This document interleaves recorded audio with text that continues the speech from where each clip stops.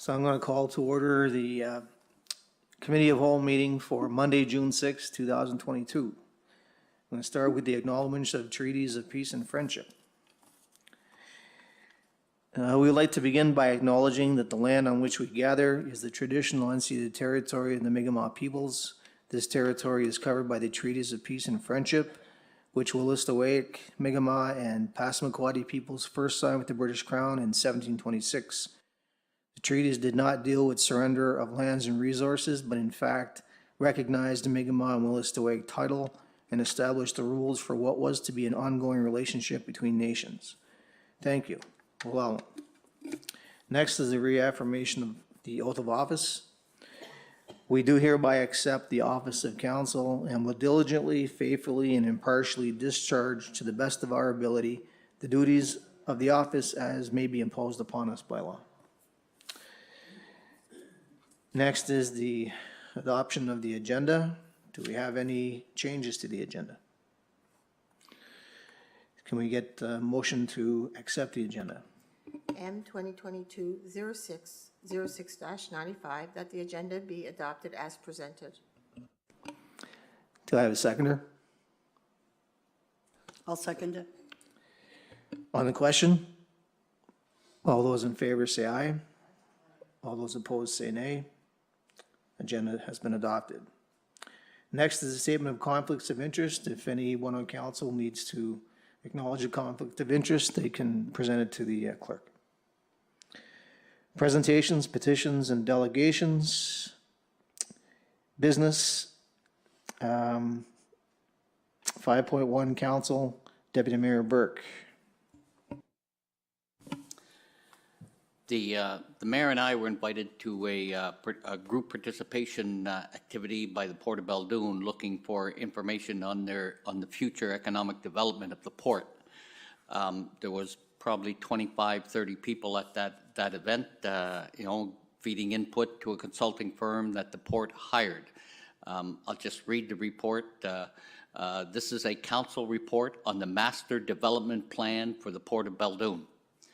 Hatch Consulting has been asked by the port to prepare an MDP, a master development plan, for the port.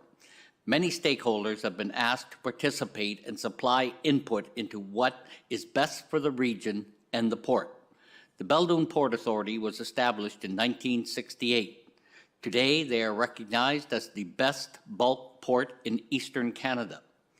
COVID had a very limited effect on the port because of the type of material they handle. The port handles general cargo, dry, liquid, and bulk cargoes. The guiding principles will be centered on the environment, financial, social, and community.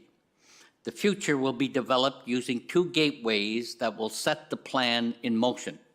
Gateway number 1 will center on bioproducts, agriculture, aquaculture, claim packaging, and construction material. Gateway number 2 will center on transitional and renewable energy. The goal will be to make the port a green energy hub, an eco-friendly port, and the base for industrial development for northern New Brunswick.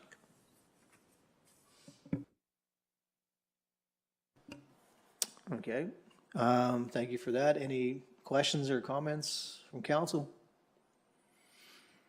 Okay, next we move on to the 5.2, which is interim CEO Chris Kingston. Thank you, Your Worship. So my first item is emergency measures session. I'm looking to schedule a session with council with Scott Poupart, the EMO, the coordinator, to I guess brief council on what in fact an emergency measures council looks like and its responsibilities in terms of an emergency situation in the village.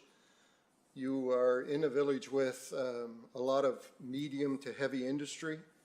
The occurrence of an emergency spill or a disaster are, I guess, as imminent here as it would be anywhere, and the authority of the council in an emergency situation is particularly unique for both councilors, council, mayor, and council, and staff, including fire chief, police, public works. So all of that sort of hub ends up in the emergency center. So I would like to just schedule that session. I think it's important for council to realize its responsibilities in terms of an emergency. Thank you. If I could comment on that, Your Worship. In 2014, I was the mayor of the village of Beldoon at the time. That was the year that Hurricane Arthur went through the village of Beldoon and all of New Brunswick. At that time, it was a gentleman by the name of Ken McGee who was the emergency measures coordinator. He did a fantastic job for the village of Beldoon in preparing. We had areas that were without water for a week. You know, it's centered on, there was 4 or 5 days that power was down, poles were down, the fire department was out protecting downed power lines, and it was just a complete emergency situation that was a really good lesson. The other side of the coin to that was that the only place that had running water, believe it or not, was the Legion. You know, we were distributing water to many, many people in our area. They came down.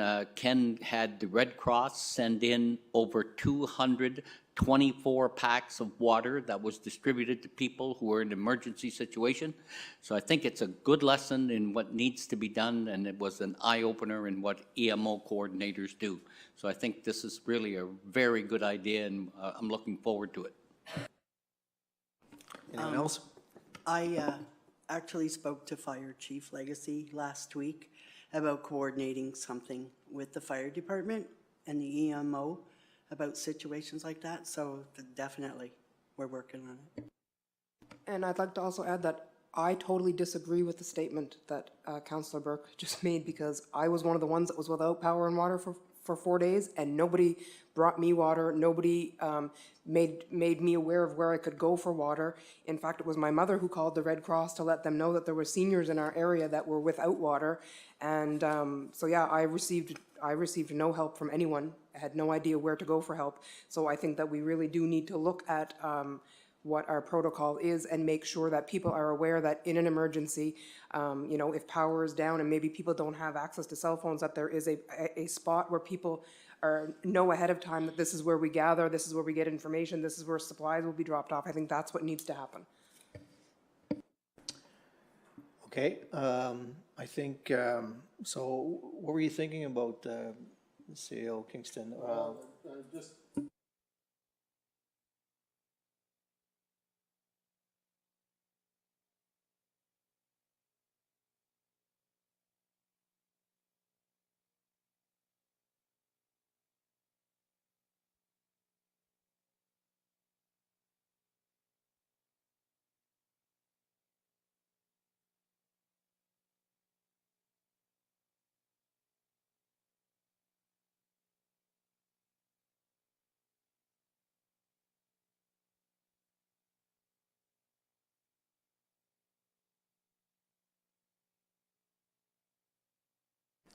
So that's what we'll do. Thank you. The next one is Vitality Health. Thank you again. Vitality Health, I met with Vitality Health last week. A lady by the name of Judy Butler at the Jacket River Health Clinic. Got a little tour of the clinic itself and met the people that work there. They are, like every other health organization in this province, understaffed and overworked, almost to full capacity. They're actively recruiting another nurse practitioner so that they could increase their workload. But at this point, they would like to meet with us just to dispel some of the misinformation out there about it, and you know, any rumors that emanate within the community about the capacity of the clinic and who it supports. And again, I would suggest that they're looking at a more informal meeting with council, so that they can have a frank discussion across the table. So again, we would have to pick a date other than a regular council meeting. And there was no real panic from her. She had suggested that in August, when, holidays are important to these people as well. So August sometime, so no real urgency on it, but we'll go from there. Okay, thank you. Any comments? Yes, I have a comment. I was watching the meeting for the Bathurst Council a couple of weeks ago, and they're actually trying to recruit 4 doctors. They're giving out bursaries, $10,000 a year for 4 years for four doctors for training, and the condition would be that they would work in Bathurst an area. Yeah, I found that was very interesting and very motivated for Bathurst to do that. One of the good news pieces was that they had recruited a doctor that works 2 days a week at the clinic, so Dr. Peltier, I believe. So that's had a positive effect on their delivery. Anyone else? When you were speaking with them, was there ever a discussion about a walk-in clinic there? Yes, matter of fact, I tried to get an employee into that clinic and was refused. Unfortunately, at this point, if there are 10 calls come in, they refuse 8. They just do not have the capacity at this point. And what they did explain to me is that if they extend themselves, that core group will start to suffer, right? So they need to maintain what they have, not overextend themselves. So, yeah, and really what I found in that area, because I'm involved with the nursing homes as well, and about doctors and nurses and retention and recruitment, we're poaching from each other. So nursing homes are poaching nurses because we need directors of nurses and we need nurses on the floor, and it's mandated by the government. The hospitals are poaching from one another, and they're taking away from the clinics, right? And it's universal. I think for the nursing homes in the next 10 years, we'll be replacing 5,000 employees. We do not have 5,000 employees that are retired. So, I'm just yes. wondering if they had disclosed to you how many of the patients that they follow are actually from Beldoon or this immediate area. And the reason I ask is because I was told that the nurse practitioner, whoever it was that came up here, brought her patients with her. Well, that's possible. That's possible because I know in my instance, my nurse practitioner left and went into private practice, and all of his caseload went to the next nurse practitioner. Well, you can imagine what that caseload looks like. So I'm going to assume, to be realistic, she brought her caseload with her. But I never asked the question. It never dawned on me to ask. Anyone else? One suggestion I would have, CEO Kingston, if you could ask Dr. DeRozier, who's the head of Vitalite, very smart person and very helpful person. I've had one conversation, just an informal conversation with her, but I know that she is dedicated to helping us find a solution. If the conversation that we had was genuine, I believe it was, and if there's anyone that can give us some solutions, it will be Dr. DeRozier. So I would ask that you ask Dr. DeRozier to join us via Zoom. She's the head of Vitalite, president, so. Yes, I know. Yeah. So, okay. Yep. Next one. The next one is the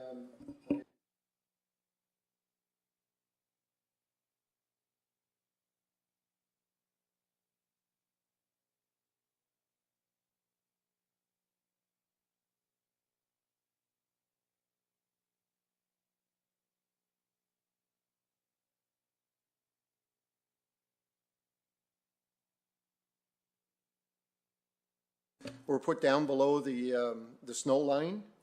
So they were contaminated with water and salt and have to be replaced and brought up higher than the snowbanks. And definitely those are two busy corners, especially the one at Newell Road. You really don't see anybody turning on that blind hill. And the other thing that's going to be nice about that, he's going to get all the lights working at the Jacket River Drive, those lights on the black poles. The wires have been pulled out and the access plugs have been taken out and that kind of stuff. We're going to fix that, right? Get those working. Okay, council, any comments, suggestions? No? Okay. Yeah.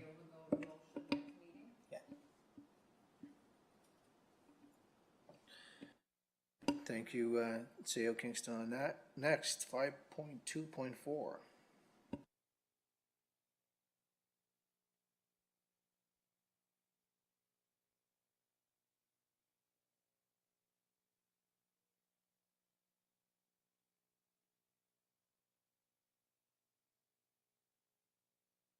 Can't remember to pull in for the, for the low bid of 57,000, I believe that's what it is.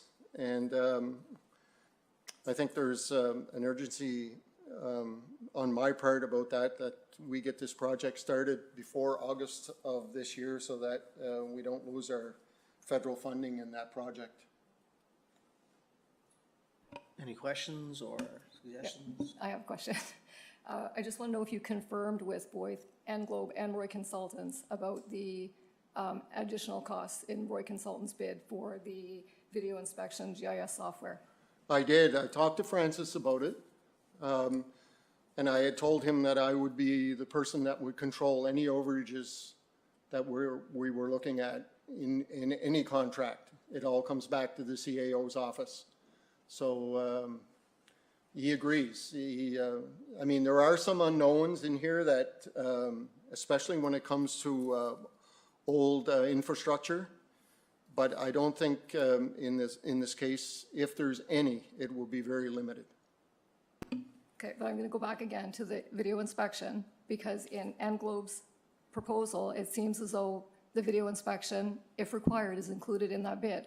So that's an unknown that may be covered by Englobe, as well as the GIS software that Roy's Consultants. So you can control the overages, but if they're needed, they're needed. So if you have to do a video inspection, if the inspection is not included in one bid but the other, then that's an overage that Englobe is not proposing. It's in their bid already, but it's an unknown with Roy Consultants. It is unknown with Roy's, yes. Okay, but did you check with Englobe to ensure that the video inspection and the GIS software was included in their bid? I didn't. Okay, so before we go ahead with Roy Consultants, can we ensure or check with Englobe to ensure that those issues are covered in their bid and they're not overages? Because there's only a $3,000 difference between the two bids. I will And it do would be, that. and it would be more than a $3,000 expense if they're added to Roy Consultants' bid. I will do that, Councillor. I'll have it for your regular council meeting. Thank you. Anyone else? Okay.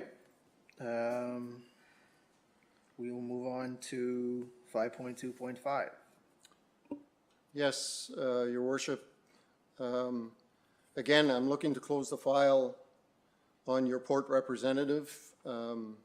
Council had directed me to speak with the lawyers for the port. There's a lot of confidential information from the lawyers about this, but in the end result, Mr. Surratt will never sit on that board. That was abundantly clear. It was clear in the correspondence that was sent both from Andre Daigle and from Jennifer Moffat. And I think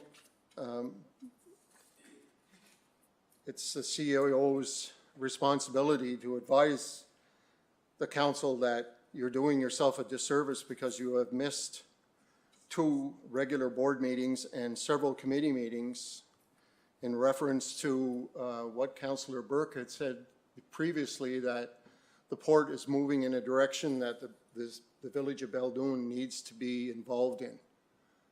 And that's not the case at this moment. So I'm recommending that we rescind the motion that appointed Mr. Surratt and appoint someone else. I want the council to note that it's always the board of directors, not responsibility, but it is a privilege to accept or reject any appointment from the council. All boards protect itself when it comes to that. And just the additional information is that there was never a formal letter from council to the port recommending Mr. Surratt at any time, so we didn't do it. Okay. Any questions or comments? I would make, if I may, Your Worship, in light of the recent letter that was just received from Mr. Surratt, I would ask that our CAO discuss that letter with our legal and come back with a recommendation as to what the legal advice to that letter would be for council to be able to evaluate the information and, let's say, the decision to either rescind or not rescind. So I think we need to have the information so that council's decision can be something that we make with clarity. Anyone else? Yeah, I think council made a decision, it should be respected, and if the Port of Baldoon has an issue with Mr. Surratt, then they should fight it out with Mr. Surratt. The decision of council was to appoint Mr. Surratt to the board of directors, and I think that decision should be respected. And if there is a legal implication on the part of Kevin Surratt or the Port of Baldoon, that's where it should be discussed and finalized, not here. We already made our decision. Anyone else? Okay. Next, the update on the ATV work. Did note that Jacques had told me that they had received all their permits for the water access and water alteration so that they can start the bridge work. I've been waiting for him to contact me so that I could go visit the site, but I'm pretty confident that Mr. Willett has this well in hand. He seems to be well organized, and that's about as much as I have to say at this point, but I think the bridge is on good footing. Forgive the pun. Council? Okay. Next, 5.2.7, the gazebo update. Subsequent to the council meeting the other day about whether or not to build, I guess, a viewing platform or a viewing building for the bird watchers, I had a local contractor look at moving the gazebo that's on the River Road.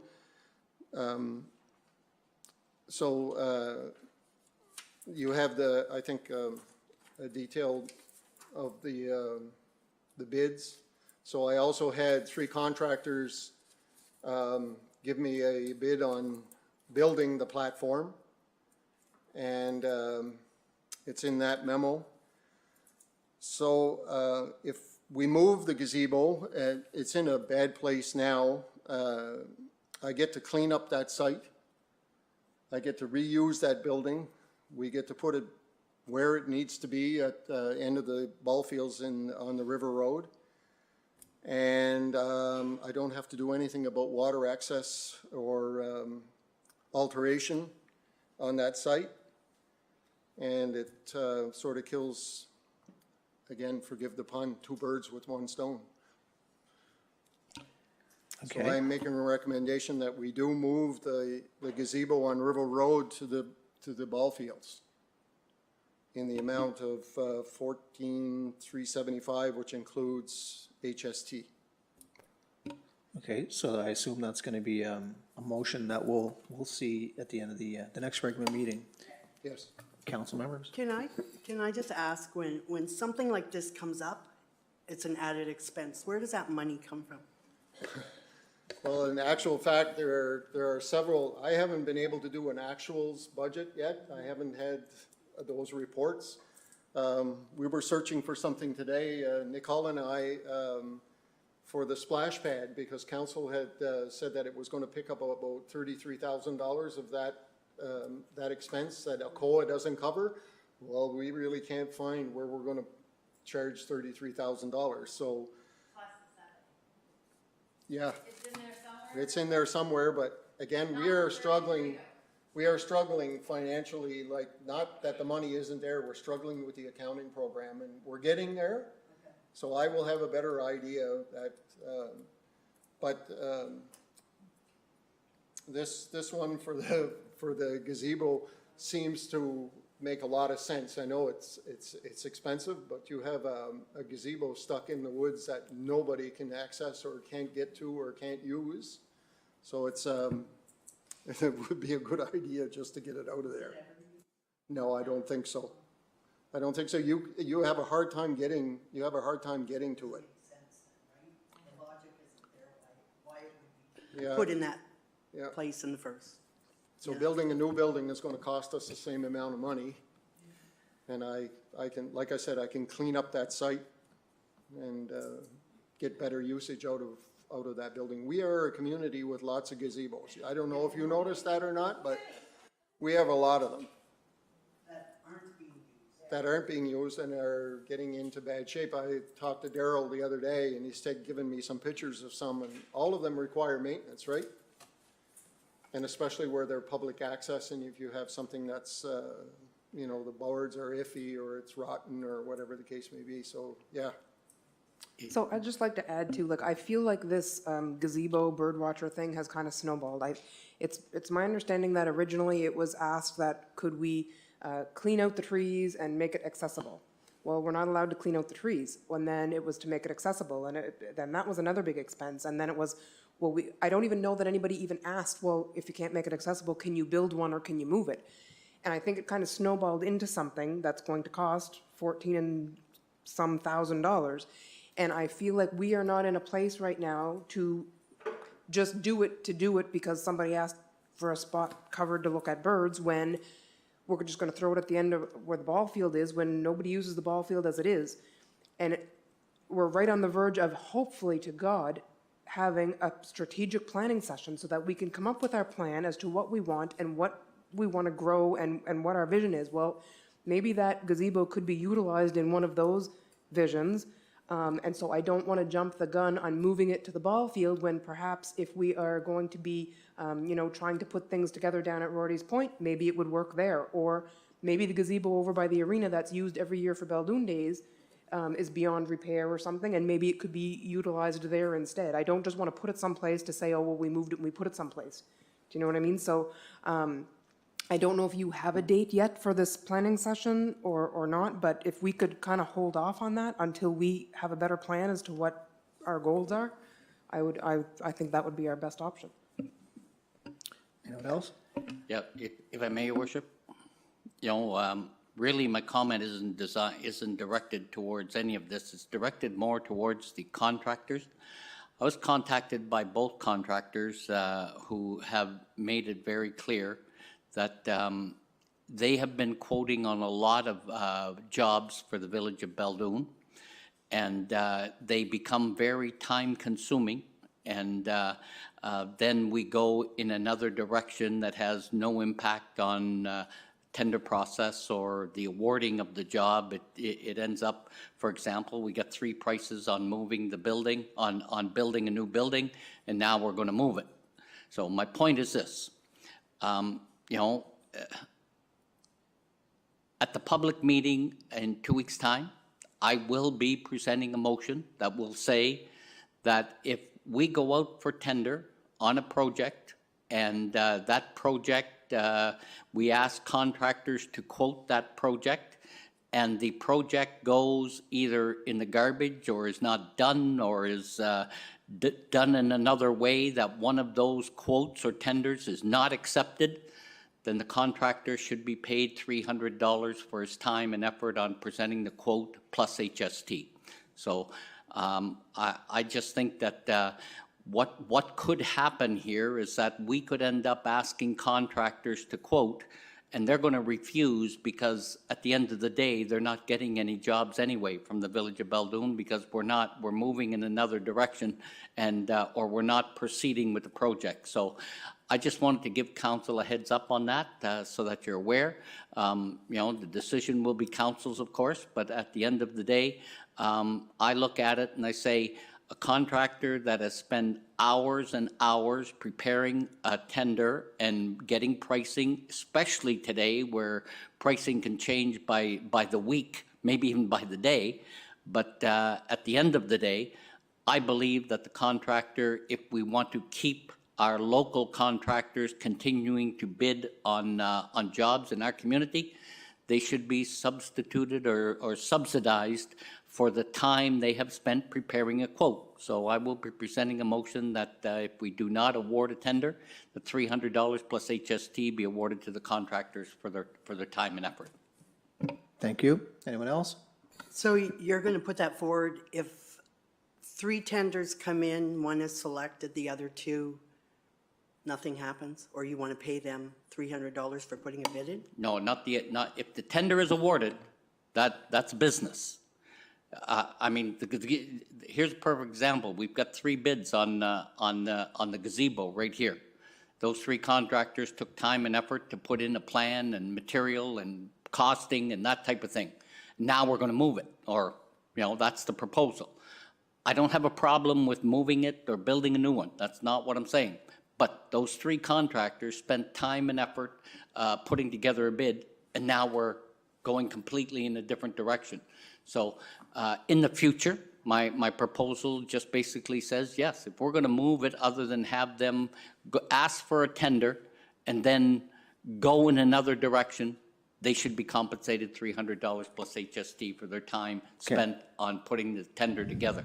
Okay. Because their time, we're going to reach a point where they're just going to say, we're not interested in bidding on your projects because you're not doing anything. Another example of that would be the extra room, for example, that was down the hall here. Deputy Mayor Burke, we need to stay on, this is about the gazebo. Yep, I'm And- sorry, Your Worship. And the second thing is I would say, you have to remember too, any motion that you bring forward, you need to have some information that council can use beforehand. So that's something that we started last meeting, and to be fair to all council members, if that's, because we haven't had a discussion about that data will need to be presented in order for that motion to be allowed on the floor. But getting back to the gazebo itself, do we have any other comments on the gazebo? I do, like Christie, I'm thinking, I'd like to, it's a lot of money. I'd like to see, like, let's go look for grant money somewhere. This is all for the health and wellness and so on for the people. And like, we didn't do a strategic plan yet, and we're just poking in the dark, doing this and that. I think we need to do something before we, you know, do that before we make any decision of spending taxpayers' dollars. Because, you know, we're spending $15,000 here and another, but a little bit there. Let's think smart, do the plan, the strategic plan, and then move forward with that. I would like to put this on hold because I wouldn't want to see it not voted in, but I'm sure, like, you know, if it comes up that it's a good idea, maybe there's another area that it's a better idea to have this gazebo. Okay, I'm going to allow Councillor Robinson had a comment, and then we'll move on. Yeah, I think when you look at, we've done tourism strategic plans, council after council has done that. We need to start looking at finishing some of the things that have been started.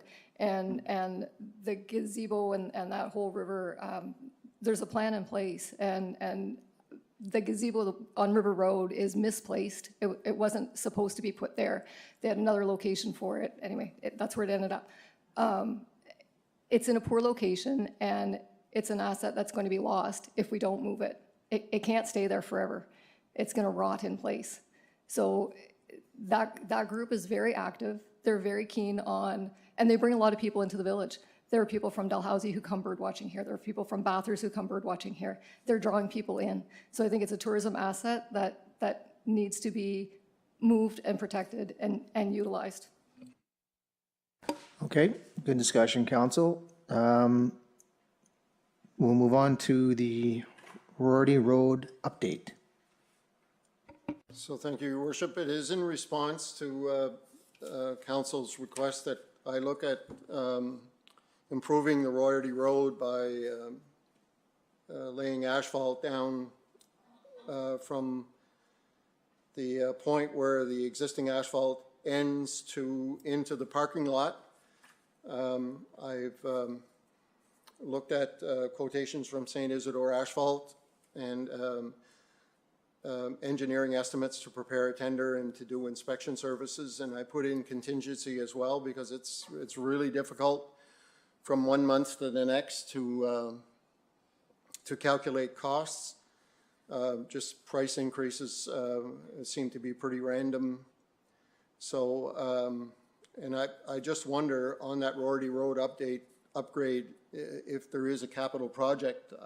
Like I said, I have no reporting mechanism at the moment through accounting that allows me to access that, but we're looking at an initial estimate of about $160,000 to $167,000 to do that section. Any comments, council? I think we've been talking about this for years now, to do something with Rorty's Point, and I think we should go forward with this. We have to start somewhere. We want access to the beach, and this is one of the best access we do have in Baldoon. Anyone else? I agree. I think this project needs to move forward. I think it is our like Lillian said, it's the biggest, easiest access public beach that we have. It has been drawing people to this village for years. You know, it's a historical site when you talk about the lighthouse and that type of thing, and I think it's one of those points in Baldoon where even if you're from Bathurst and you hear about Rorty's Point, a lot of people know where it is, and it brings back memories, it brings back nostalgia. I think it's something we need to grow. I think it's a huge asset in this community, and I think we need to really grow it, and I'd like to see this project move forward. Anyone else? Have you looked at cheaper alternatives to resurfacing that road? Besides that, Cheaper alternatives, Councillor? As in chip seal? as in chip seal or that, I don't know, gray stuff they stick on roads. Ontario is full of it, where they can't afford pave on a lot of the subdivision areas. There's a, I don't know, it almost looks like cat litter, but. There's more to it really than just putting asphalt down. Because the road has been utilized for so long, it needs to be crowned. It needs to be ditched. We need to look at the culverts underneath there so that there's proper drainage. So no matter what I put down on that road, the road needs to be upgraded to support chip seal or asphalt. I don't recommend chip seal. It just doesn't last. Of course, maybe the argument could be said that, you know, there's not that much traffic on Rorty Road, but if you develop, if you develop that property and you develop the parking space and, you know, clean it up and tidy it up a little bit, we can get some heavy equipment in there to clean up the beach and whatever. I think you will see greater